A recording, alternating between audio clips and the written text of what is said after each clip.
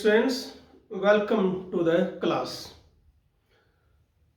General organic chemistry का आज हम लास्ट टॉपिक शुरू करेंगे अब, that is your reactive intermediate. बहुत इंपॉर्टेंट टॉपिक है बेटे। रिएक्शंस में इसके बाद अपना रिएक्शंस पार्ट शुरू होगा। हर रिएक्शंस के अंदर आपका ये जो रिएक्टिव इंटरमीडिएट टॉपिक है वो बीच में आएगा। उसको समझने के लिए, रिएक्शंस को समझने के लिए आपको इस टॉपिक का नॉलेज होना जरूरी है। ठीक है, चलिए लेट अस स्टार्ट। अब नाम से ही पता लग रहा है कि रिएक्टिव इंटरमीडिएट यानी रिएक्शन जो हम पढ़ेंगे उसमें एक रिएक्टेंट है, दूसरा प्रोडक्ट है। ऐसा ही we have reactant and product. अब ये रिएक्टेंट आपके प्रोडक्ट में चेंज हो रही है। ठीक है, रिएक्टेंट और प्रोडक्ट के जो बीच की स्टेज है उसको क्या नाम दे दिया हमने? रिएक्टिव इंटरमीडिएट नाम रख दिया है। It is simply a stage between a reactant and a product. ठीक है, यानी कहने का मतलब ये बेटे कि पहले रिएक्टेंट से क्या बनेगा? रिएक्टिव इंटरमीडिएट बनेगा, फिर वो किस में कन्वर्ट होगा? प्रोडक्ट में। ठीक है, अब क्वेश्चन अराइज ये हुआ कि ये बनेगा कहां? अब रिएक्शंस जो हैं या तो बेटे वो एक स्टेप में हो जाती है या मोर देन वन स्टेप में। अब इसको समझेंगे। जो रिएक्शन आपकी एक स्टेप में होती हो उनको कंसर्टेड रिएक्शंस बोला जाता है, which are takes place in a single step, in a single step, जो एक ही स्टेप में हो जाती हो, यानी बॉन्ड मेकिंग, बॉन्ड ब्रेकिंग, वो सारा एक स्टेप में होगा। उसको हम क्या कहेंगे? कंसर्टेड रिएक्शंस बोला जाता है उनको। फॉर एग्जांपल, ये मेरे पास कोई भी रिएक्टेंट है, ये मेरे पास कोई रिएजेंट है। मैं क्या चाह रहा हूं भाई कि इस B नेगेटिव को हटा के क्या लिया, उसकी जगह C नेगेटिव लिया। ठीक है, ऑब्वियसली प्रोडक्ट क्या बनेगा? AC और प्लस B नेगेटिव। इतना क्लियर है। यहां पर पार्शियल नेगेटिव है, पार्शियल पॉजिटिव है। B मान लिया हमने ज्यादा इलेक्ट्रोनेगेटिव है, तो ऑब्वियसली बॉन्ड तो यहीं से टूटेगा यूं करके, खाली ताकि B पर चार्ज क्या आ जाए? Fully negative. अब समझो, दो तरीके इसको करने के। पहला, या तो मैं इसको बेटे ऐसे करूं कि जो ये C नेगेटिव है मेरे पास, कहां अटैक करेगा? A पर या B पर? A। बोलो। A पर। क्यों अटैक करेगा? वहां पर चार्ज पॉजिटिव। क्लियर है ना? इतना तो इस तरह कर देंगे। अब यहां से कौन बाहर जाएगा? B negative. बॉन्ड बना, बॉन्ड टूटा, ये सारा एक ही स्टेप में हो गया। अब इसको मैं एक तरीके से दिखा रहा हूं, ध्यान से देखिए। यहां है C और ये है B। ये क्या शो कर रहा है? ये शो कर रहा है बॉन्ड की बोलो फॉर्मेशन को, डॉट में दिखाया हुआ मैंने। और ये शो कर रहा है किसको? बॉन्ड की ब्रेकिंग को। यह बॉन्ड टूट रहा है और ये बॉन्ड बन रहा है। क्या ये प्रोडक्ट है? This is not your product. इसीलिए यहां पर मैं पार्शियली नेगेटिव दिखाऊंगा, यहां पर पार्शियली पॉजिटिव, यहां पर पार्शियली नेगेटिव। क्योंकि एक बात और आपको ध्यान देनी है, अभी भी बॉन्ड ना तो टूटा है ना बना है। ओके, अब आप क्या करेंगे? ये अब बॉन्ड कंप्लीटली टूट जाएगा और ये कंप्लीटली बन जाएगा। ये सारा एक स्टेप में होना है, ध्यान रखना। तो क्या बना? A C। अब आप B पर चार्ज क्या लिखोगे? फुल्ली नेगेटिव लिखोगे। क्या इतना क्लियर है? ये सारा एक स्टेप में हुआ। अब ये क्या कहलाया? जहां पर डॉट आ गया, डॉट का मतलब डैश का मतलब क्या दिखा रखा हमने? बॉन्ड बनना एंड बॉन्ड टूटना। इसको बोला जाता है बेटे transition state. This is called transition state बोलते हैं। क्या इतना क्लियर है? ओके। अब इसका दूसरा तरीका है क्या, भाई मैं ऐसे करूं, देखो ध्यान से, कि पहले बॉन्ड तोड़ू इसका,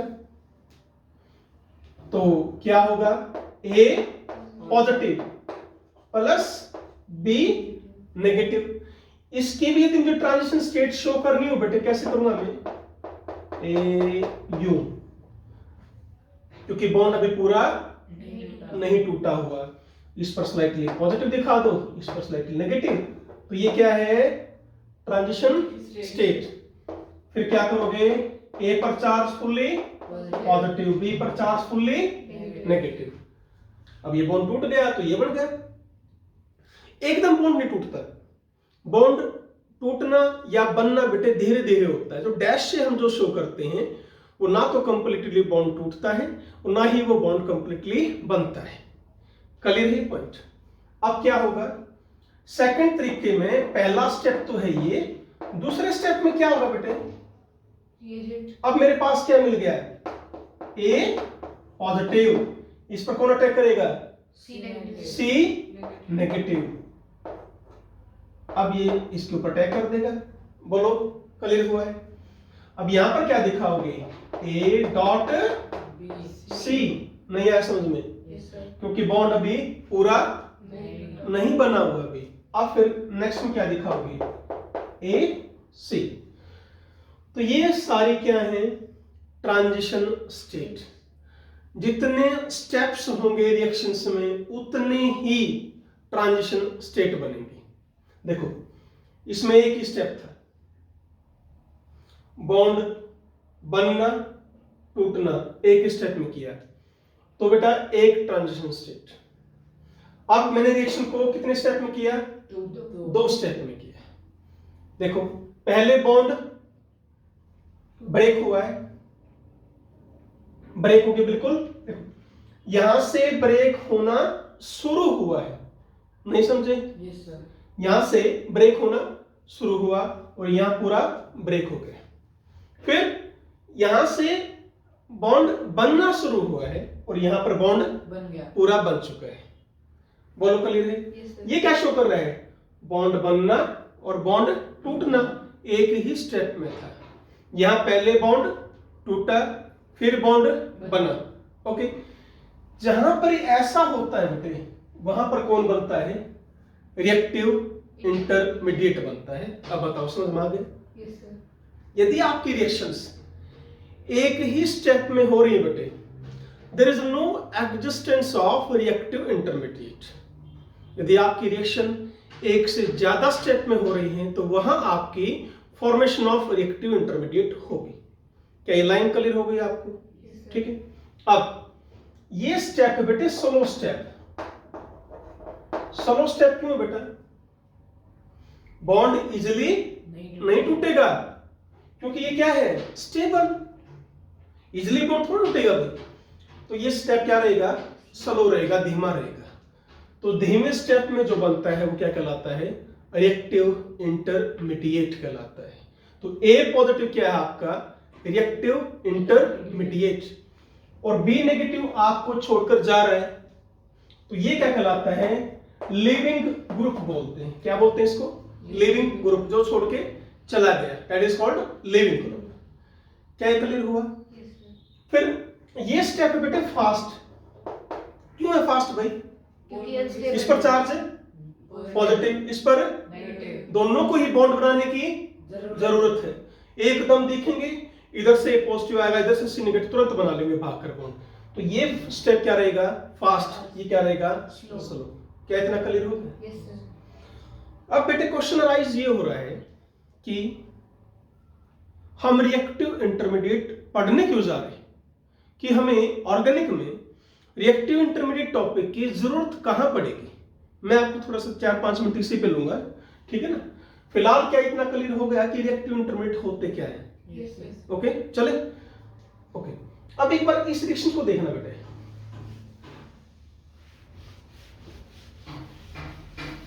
दोनों में अभी मैंने जो 2 स्टेप लिखे थे, 2 तरीके जो लिखे थे, यदि आप इसका ग्राफ बनाना चाहो, यह है पहले का ग्राफ, अब इसको ग्राफ को समझो। ये है बेटे एनर्जी,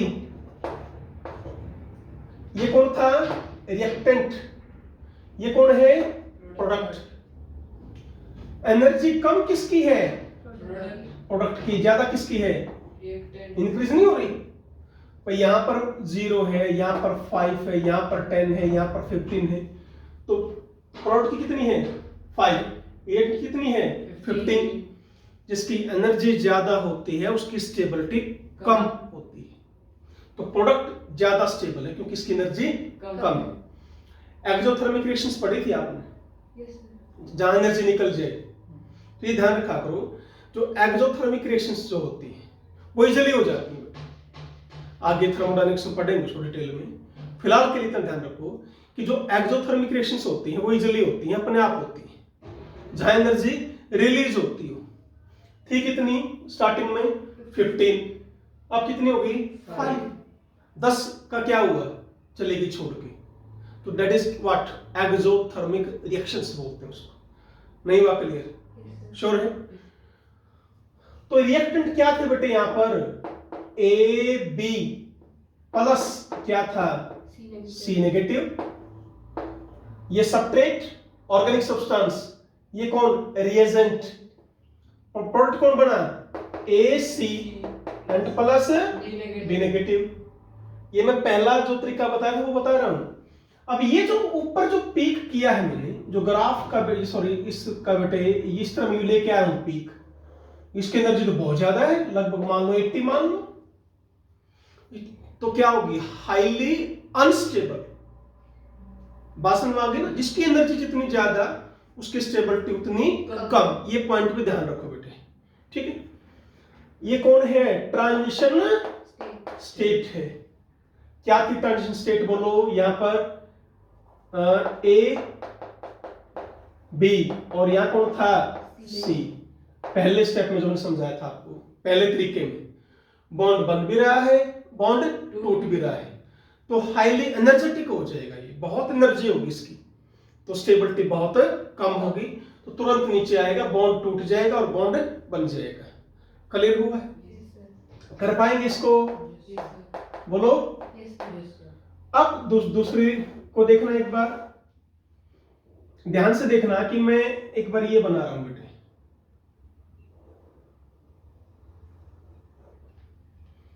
ये क्या बनाया है देखो, दो ग्राफ बना दिए, दो कर्व लेके आए।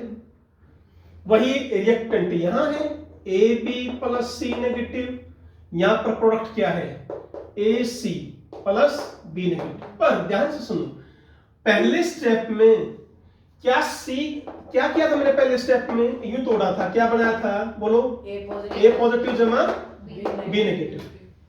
भाई पहले स्टेप के तो ये थे ना, क्या यहां पर सी नेगेटिव आया था बीच में कहीं नहीं आया, तो हम लिख नहीं रहे यहां पर। अब क्या होगा, यहां पर बॉन्ड टूटना शुरू हुआ था, बोलो नहीं आया समझ। और ये है ए पॉजिटिव और प्लस के साथ क्या बन गया था मेरा बी नेगेटिव। ये ए पॉजिटिव का देखो नीचे आया थोड़ा सा ध्यान से, ये एनर्जी रिएक्टेंट की, ये एनर्जी प्रोडक्ट की, और ये कौन है ट्रांजिशन स्टेट। तो बोलो अब ये कौन आ गई नई चीज, ये है बेटे आपका रिएक्टिव इंटरमीडिएट।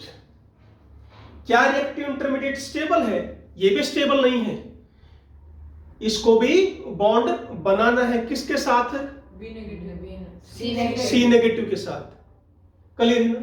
अब फिर ऊपर जाएगा, यहां कौन इन्वॉल्व होगा अब सी नेगेटिव, यहां कौन इन्वॉल्व होगा अब सी नेगेटिव, इसके ऊपर क्या करेगा अटैक करेगा।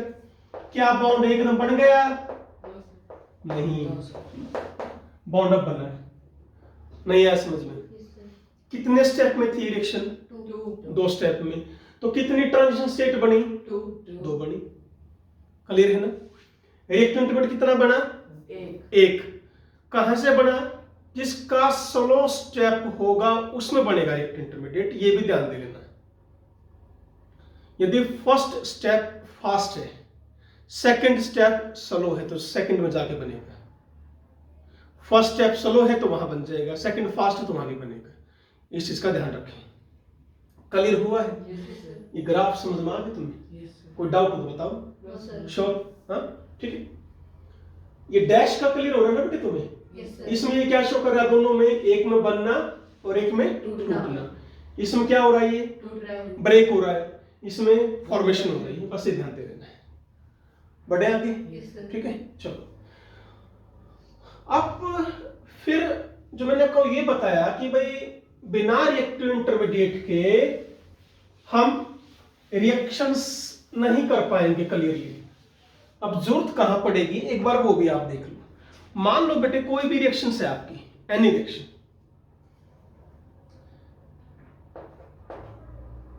यहां अब आपको रिएक्शन नहीं समझनी है, बस ये बताऊंगा कि ऐसे केस में रिएक्टिव इंटरमीडिएट की जरूरत पड़ती है। लेट मेरे पास ये दो सब्सटेंस है, टेंशन मत लेना इसकी अभी कि सर ये क्या करवा रहे हो, इसकी छोड़ो, इसकी चिंता मत करो। मैंने रिएक्शन दोनों ही करवा दी, किसके साथ? HCl के साथ। ठीक है। आपका क्वेश्चन आ गया भाई which will react faster. Clear हुआ है कि इन दोनों में मैंने रिएजेंट सेम लिया हुआ है, रिएक्शन किसकी फास्ट होगी, पहले की होगी या दूसरे की होगी, वहां पर कौन डिटरमाइन करेगा? रिएक्टिव इंटरमीडिएट बताएगा। अब उसमें आपकी हेल्प कौन करेगा? रिएक्टिव इंटरमीडिएट हेल्प करेगा। अब दूसरी बात भाई क्वेश्चन आया कैसे हेल्प करेगा? क्या है? जो रेट ऑफ रिएक्शन है या रिएक्टिविटी जो होती है बेटा, रिएक्टिविटी ऑफ एनी कंपाउंड, किसी भी कंपाउंड की जो रिएक्टिविटी है वो डायरेक्टली प्रोपोर्शनल होती है किसके? स्टेबिलिटी ऑफ रिएक्टिव इंटरमीडिएट के। बोलो। अब दोनों से ही क्या बनेगा? रिएक्टिव इंटरमीडिएट बनेगा। वो कौन सा बनेगा वो हमारा आज का कंसेप्ट नहीं है, वो बाद में बात करेंगे। मैं सिर्फ क्या कह रहा हूं बेटे, मान लो इसका रिएक्टिव इंटरमीडिएट बना फर्स्ट, इसका बना सेकंड, एक यहां बन रहा है एक यहां बन रहा है। लेट बेटे इसमें जो बना वो ज्यादा स्टेबल, तो क्या कहोगे? इसकी रिएक्टिविटी ज्यादा है किससे? इससे टुवर्ड्स HCl। क्लियर हो रहा है? तो पहली हेल्प तो रिएक्टिव इंटरमीडिएट कहां करता है? Two comparison between reactivity of two compounds. दो कंपाउंड दे दिए, एक दो रिएजेंट दे दिया, किसकी रिएक्टिविटी फास्ट है, तो क्या रूल ध्यान रखोगे? Reactivity of any compound directly proportional to stability of its reactive intermediate. Clear है? Next point. अब एक और एग्जांपल ले रहा हूं बेटा, उसको और ध्यान से समझना। ठीक है।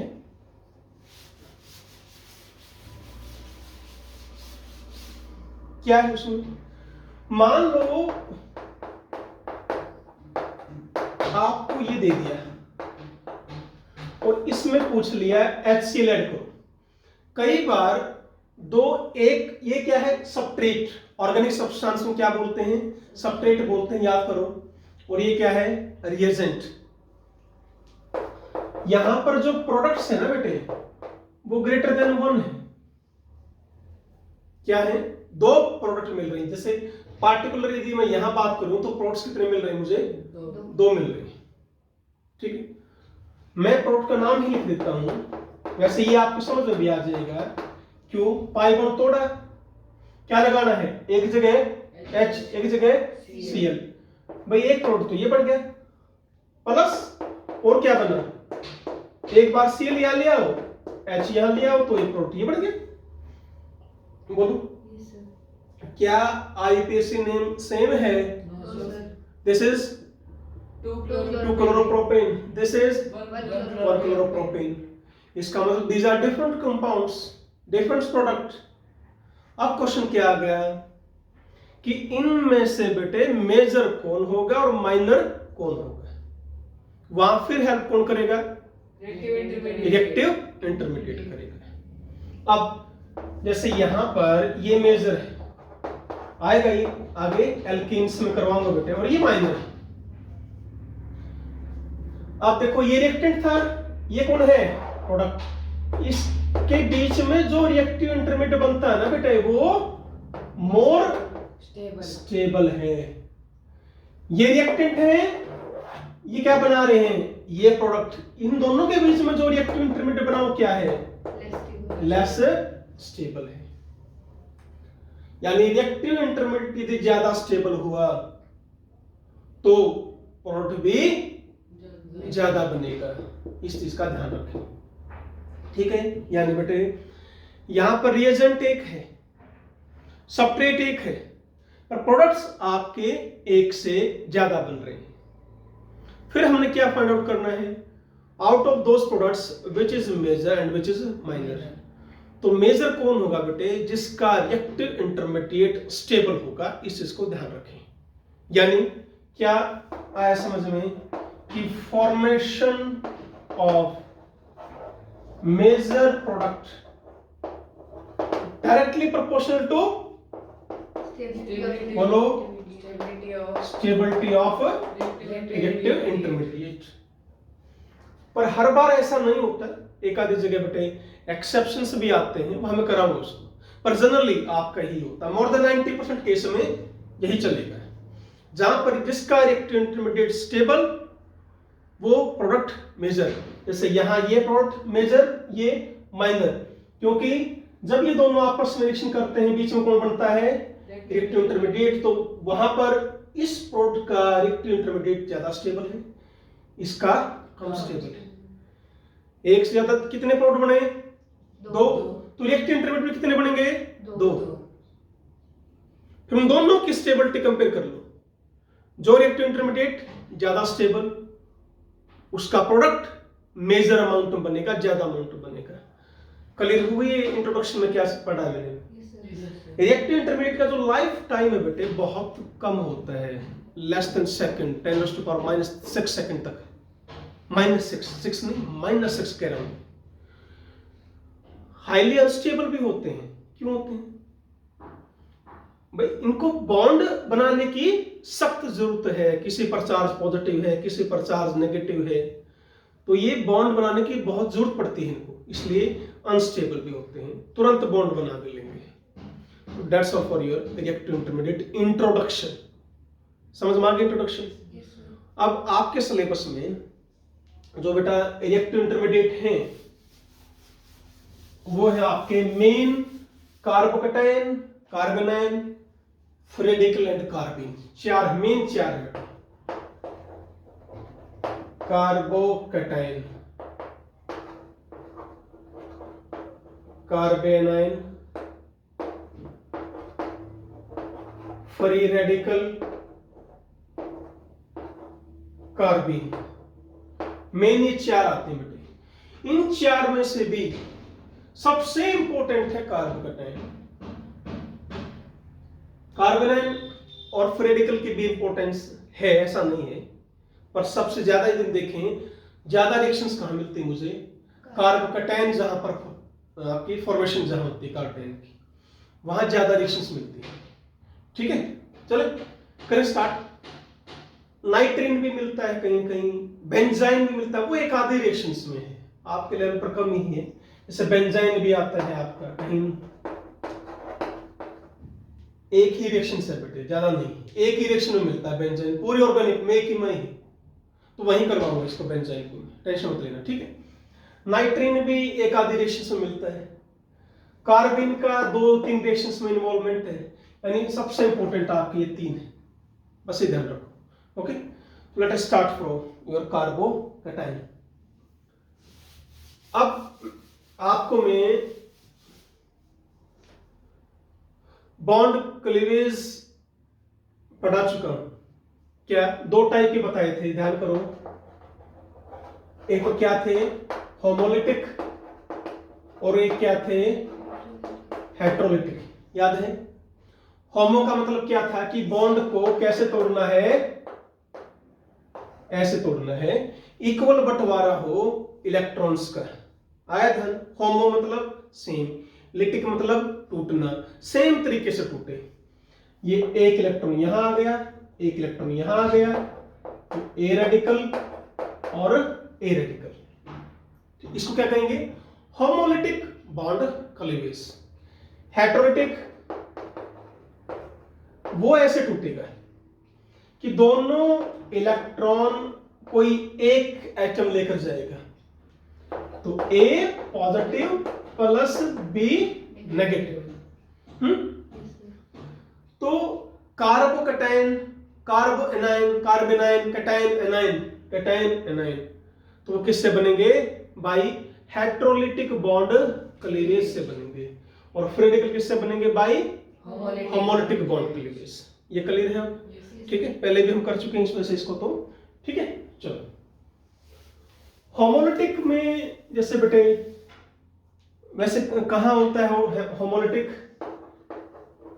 हीट करने से, इलेक्ट्रिसिटी देने से, लाइट की प्रेजेंस में हो, या पेरोक्साइड की प्रेजेंस में हो, या बेटे in the presence of another radical, तो इनके केस में ये कंडीशंस हैं कुछ जहां पर होमोलिटिक बॉन्ड क्लीवेज की जरूरत पड़ती है मुझे।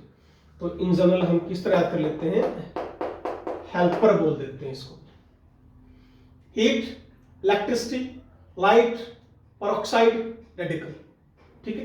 Temperature it must be 500 greater than 500 degree Celsius, वहां होमोलिटिक बॉन्ड क्लीवेज होता है। चलो बेटा, तो let us start. First is your carbocation.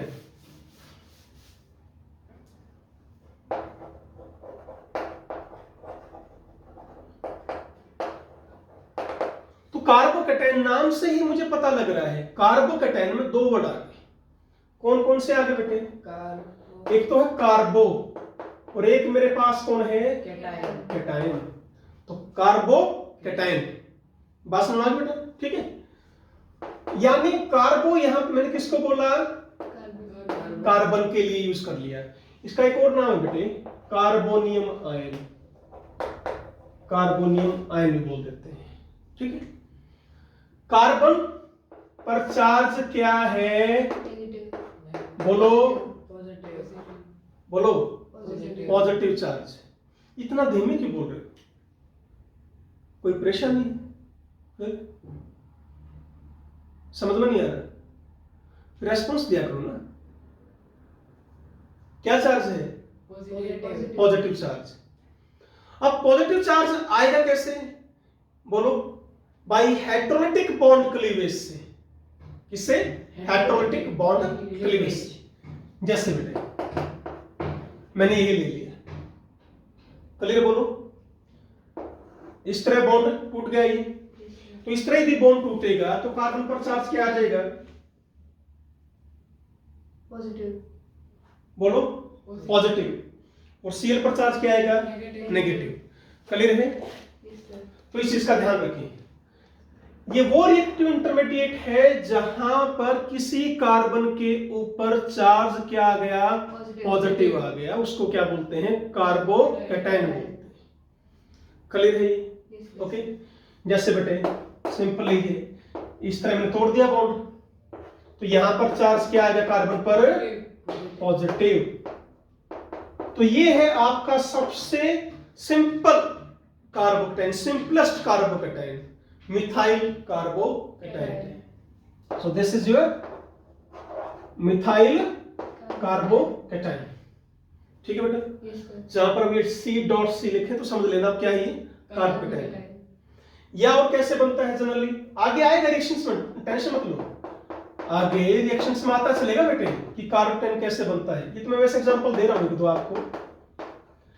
Electromeric effect याद है? ये पाई इलेक्ट्रॉन आप यहां लेकर गए थे, प्लस ई इफेक्ट में, प्लस ई इफेक्ट। अब ये दोनों इलेक्ट्रॉन ने क्या काम कर लिया? एक कार्बन का और हाइड्रोजन का क्या बना लिया? बॉन्ड। एक इलेक्ट्रॉन ये रहा, एक ये रहा, ये दोनों अब यहां आ गए। इसके पास क्या होगी? चार्ज की, इलेक्ट्रॉन्स की क्या होगी? कमी होगी। तो चार्ज क्या रखोगे? पॉजिटिव। तो ये भी क्या कहलाएगा? कार्बोकैटायन। यानी जहां पर जिस कार्बन पर या जहां जिस रिएक्टिव इंटरमीडिएट में कार्बन पर चार्ज किया जाए पॉजिटिव आ जाए उसको क्या बोलोगे? कार्बोकेटायन। क्या डेफिनेशन क्लियर है? Yes sir. ओके, नेक्स्ट देखिए।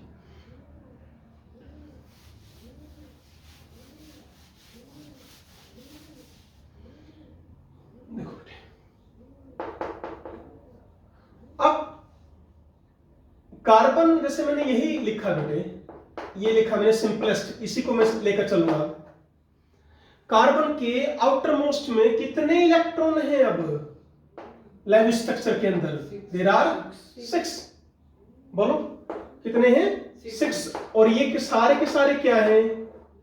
पेयर्ड इलेक्ट्रॉन है। All are 6 paired electrons. Okay, और वैलेंस इलेक्ट्रॉन भी है। वैलेंस सेल में जो है वो है। ये क्वेश्चन आया हुआ था कि CH3 पॉजिटिव में टोटल पेयर्ड इलेक्ट्रॉन कितने हैं? आंसर है 8। ये ध्यान देना। क्यों है देखते हैं। ये है बेटे आपका कार्बन की ground state electronic configuration. Ground state से आप ऊपर लेके जाओगे, ये इलेक्ट्रॉन यहां आ जाएगा, और ये है आपकी, सॉरी इसको ऐसे करो, इस इलेक्ट्रॉन को यहां लेके आओगे, क्या बन गई? Excited state. अब CH3 पॉजिटिव क्या हुआ है? क्या ऐसे नहीं हुआ है कि जो ये कार्बन का इलेक्ट्रॉन था ये कौन लेगा? Cl। तभी तो इसके पास कमी हुई होगी ना इलेक्ट्रॉन्स की। नहीं समझ में आया? ठीक है ना भाई। यहां कौन जुड़ा? H। यहां कौन जुड़ा? H। यहां कौन जुड़ा? H। ये इलेक्ट्रॉन कौन लेगा? Cl। क्या दिखाओगे इसको? नहीं। कौन है ये? 2s2। ये कौन था? 2p में था। कंप्लीट एक बार मैं दिखाता हूं अब आपको। ये है बेटे अब आपकी 1s2। यहां भी मैं 1s2 लिख रहा हूं। ये ग्राउंड स्टेट है, ये एक्साइटेड स्टेट है। अब देखो एक इलेक्ट्रॉन किसका होगा? Hydrogen hydrogen hydrogen. 1 2 1 2 1 2 ये दिखा रखी 1 2 1 2 1 2। समझ में आ गई? तो वैलेंस सेल में तो कितने हैं पेयर्ड इलेक्ट्रॉन? 6। टोटल कितने हैं? 8। बोलो 8। ध्यान देना, ये आपका PMQ क्वेश्चन आया हुआ था। ध्यान से, CH3 पॉजिटिव में टोटल आपके 8 पेयर्ड इलेक्ट्रॉन हैं। यदि वो टोटल पूछता है तो 8 लिखोगे। यदि ये पूछता कि वैलेंस सेल में कितने पेयर्ड, तो आंसर 6 लिखोगे। क्या क्लियर हो गए? 6। एंड टोटल कितने हैं? 8। बताओ कोई डाउट हो तो? No sir. क्या कोई भी अनपेयर्ड इलेक्ट्रॉन है? No sir. नहीं है ना? No sir. तो hence this is diamagnetic in nature. नहीं समझ में आया? Yes sir. डायमैग्नेटिक और पैरामैग्नेटिक आप केमिकल बॉन्डिंग में कर चुके हो बेटे। यदि अनपेयर्ड इलेक्ट्रॉन है तो वो पैरामैग्नेटिक होता है नेचर में, यदि पेयर्ड है तो बेटे डायमैग्नेटिक है। तो hence this is your diamagnetic in nature. Any doubt? No sir. Okay. अब ये ऑर्बिटल कैसा है? एम्प्टी, खाली है। इलेक्ट्रॉन ले सकता है। बोलो हेंस कार्बोकेटायन किसका काम करेंगे? इलेक्ट्रोफाइल। इलेक्ट्रोफाइल क्या होते हैं? जो इलेक्ट्रॉन ले सके, या इनको हम क्या बोलेंगे? लेविस एसिड भी बोलेंगे। बता रखा है मैंने आपको ये। तो they will behave as a electrophile as well as Lewis acid. Introduction is clear? तो ध्यान देना, टोटल पेयर तो कितने हैं? 8, बट वैलेंस सेल में कितने हैं? 6 पेयर हैं। रीजन बता दिया मैंने सारा तुम्हें। ठीक है। वाई डायमैग्नेटिक क्लियर हो गया? All are paired. Why electrophile clear हो गया? एम्प्टी ऑर्बिटल है इसके पास? Yes. Therefore having the tendency to accept what? Electrons, behave as electrophile, and also we can say behave as a Lewis acid. Any doubt? No sir. बढ़े आगे? Yes, sir. ठीक है, चलो अब आगे बढ़े classification.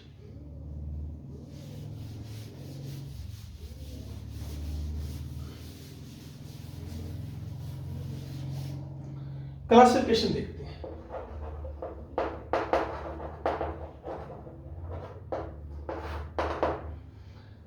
There are three classification. There are three types of, not three classification. There are three types of carbocation. पहला बेटे primary carbocation,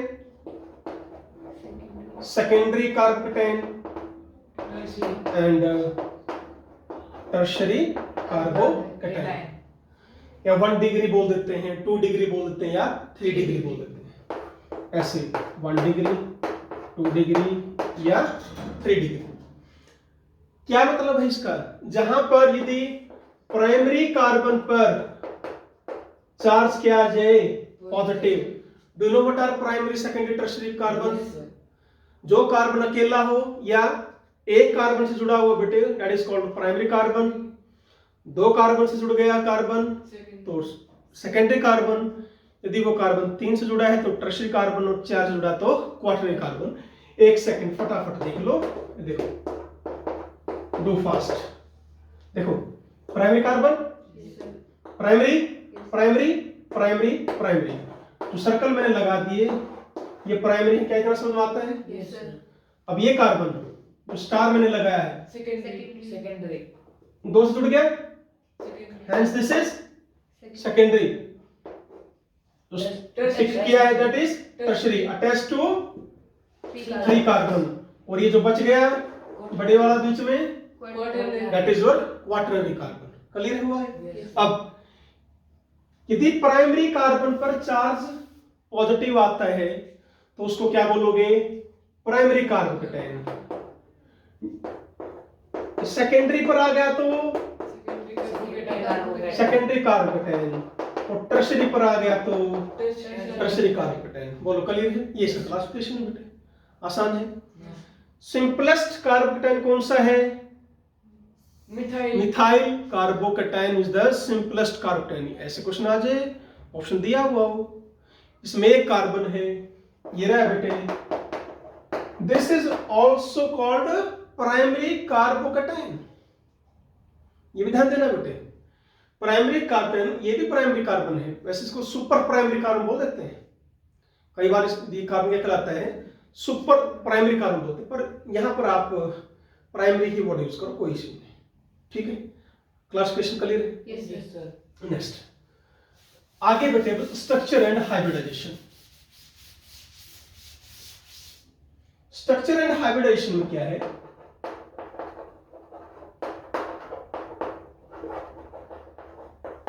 structure and hybridisation. Hybridisation आप पहले कर चुके हो बेटे, 4th चैप्टर के अंदर। क्लियर है? sp, sp2, sp3। कार्बन सिर्फ कितने हाइब्रिडेशन बनाएगा?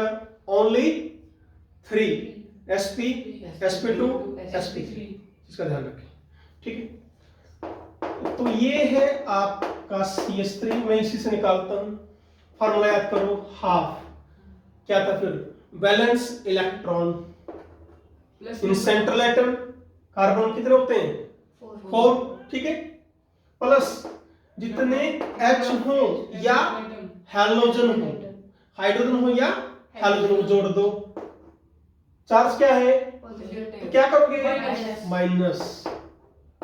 कितना है answer? 6/2। Answer is 3। So hybridization is sp2।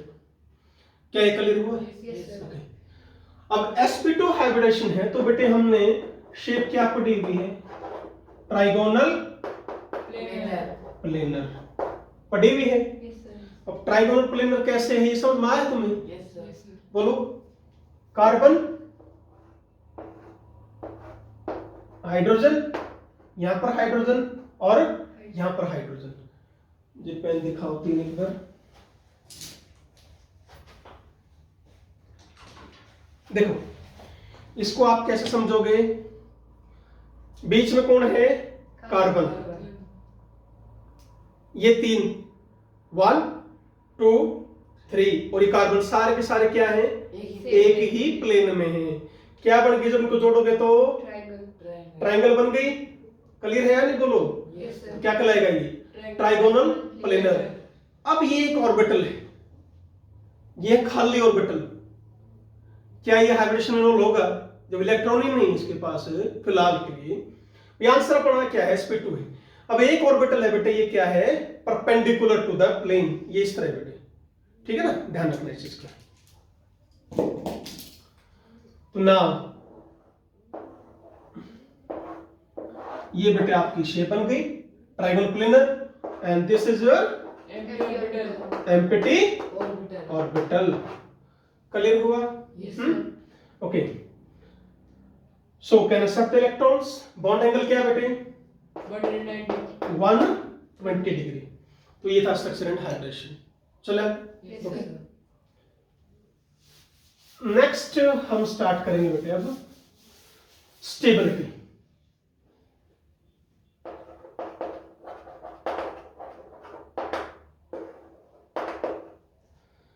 देखिए स्टेबिलिटी ध्यान करो, डिटेल से टॉपिक कर चुके हैं स्टेबिलिटी कैसे। रेजोनेंस है तो स्टेबल है, हाइपर कंजुगेशन है कार्टेन में मैं करा चुका हूं पहले एक बार, ठीक है। मेन कौन कौन है भाई, चार्ज डिस्पर्सन स्टेबिलिटी बढ़ाता है, चार्ज सेपरेशन स्टेबिलिटी घटाता है, याद है नहीं। ओके चलो पहले हम बात करेंगे बेटे, एक्सप्लेन करेंगे कि stability of simple alkyl carbocation, stability of simple alkyl carbocation.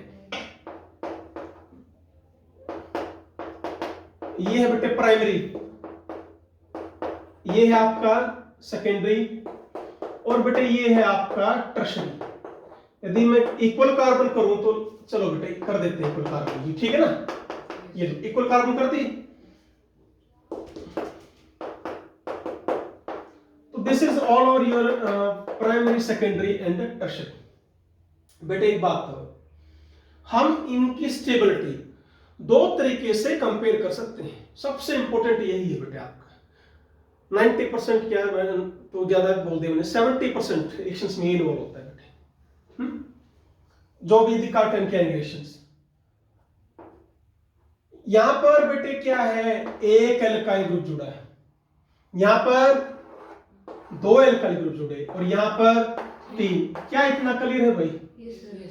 ये तो क्लियर है ना भाई। जिस कार्बन के साथ जिस कार्बन के ऊपर चार्ज पॉजिटिव है वहां पर इसमें एक एल्काइल ग्रुप, इसमें 2, इसमें 3। एल्काइल ग्रुप का इफेक्ट क्या होता है, प्लस आई।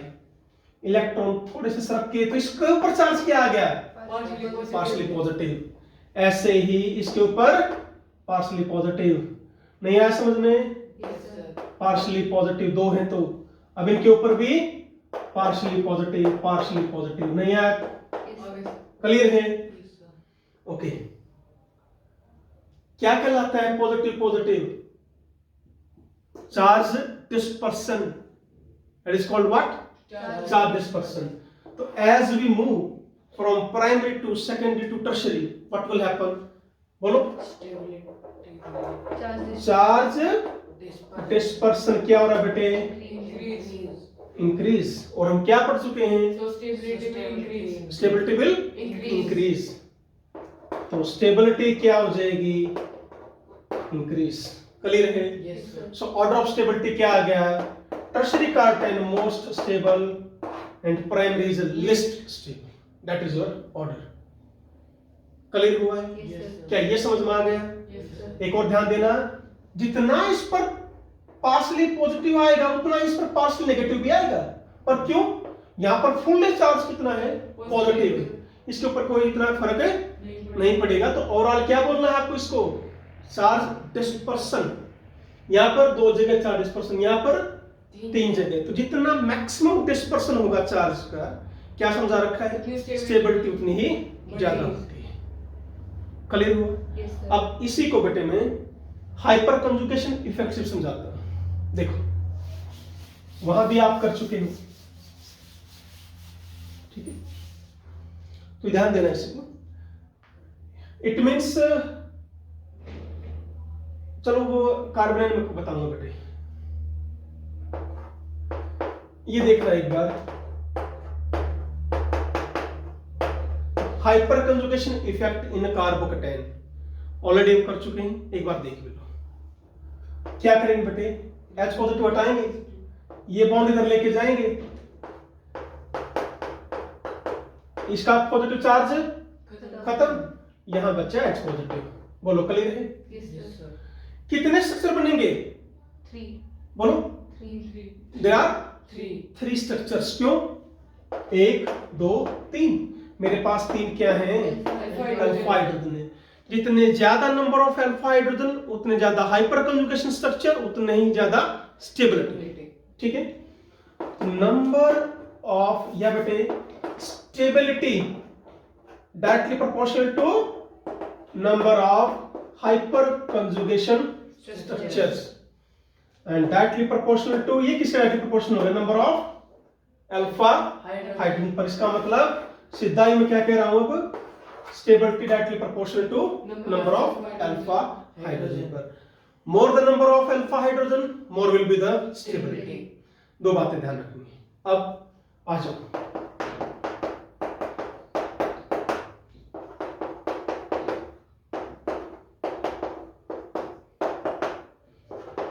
दोबारा फिर हम करते हैं ये primary secondary tertiary compare by hyper conjugation effect. How many alpha hydrogen here? 2. बोलो।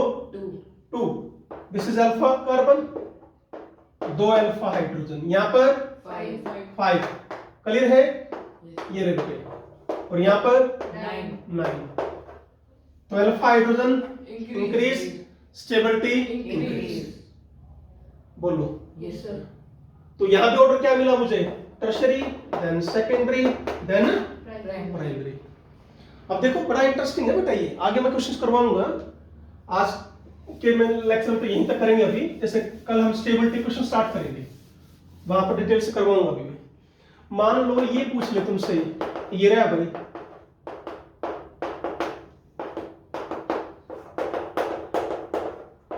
ये बेटे आपका क्या है? दोनों ही सेकेंडरी कार्बन है, बोलो है ना? Yes, sir.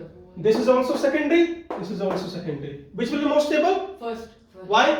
because it has 5 alpha. 5 alpha hydrogen. 1, 2, 3, 4, 5. Here there are 5 alpha hydrogen, and here 4. 4. This one more stable. Although both are Secondary. secondary in nature, फिर भी ये ज्यादा स्टेबल है इससे। तो ऐसे केस में कौन यूज होता है बेटे? हाइपर कंजुगेशन आपका यूज हो जाता है। क्लियर है? Yes, sir. तो बेटे आज इतना ही करें, कल फिर मैं आपको स्टेबिलिटी के और साथ जितने भी क्वेश्चंस हैं कल डिस्कस करेंगे। ठीक है? ओके माय डियर स्टूडेंट्स, तो आज के लेक्चर में यहीं तक करेंगे, इसको ध्यान से पढ़िए।